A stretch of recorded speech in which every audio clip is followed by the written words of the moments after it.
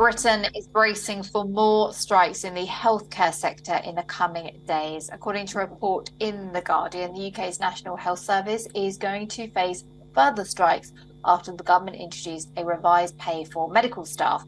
Protests are expected to flare up again in the month of August.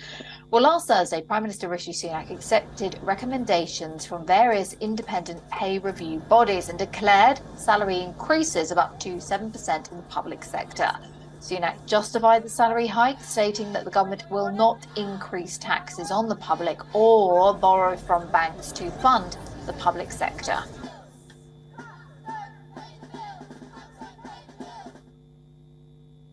It would not be right to increase taxes on everyone to pay some people more, particularly when household budgets are so tight.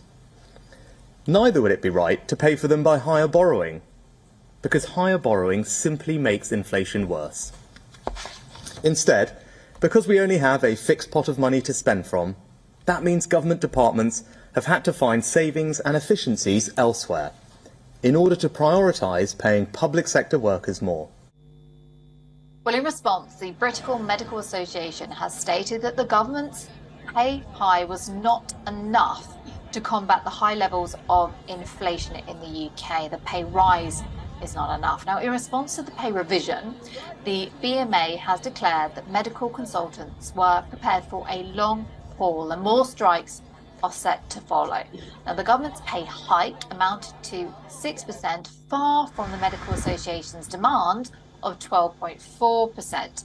Now, the association's demand matches the raise which was offered earlier to junior doctors in Scotland. Now, Prime Minister Rishi Sunak's target of reducing case backlogs remain a distant dream at the moment.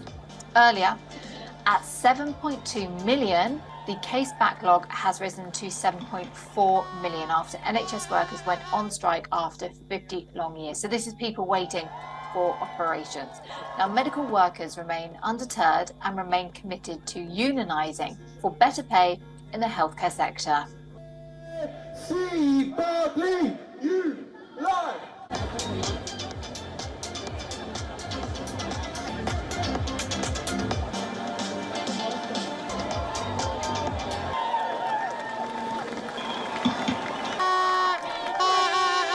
doctors fair pay.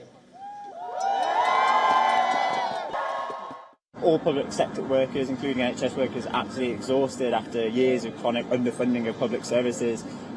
Junior doctors have to face the pressures that the NHS are under every single day. The waiting lists for elective procedures are nearly topping up to 7.5 million people. This is completely unacceptable, and the government needs to address this ongoing issue, both in terms of chronic underfunding but underpaying staff, which is leading to a retention crisis.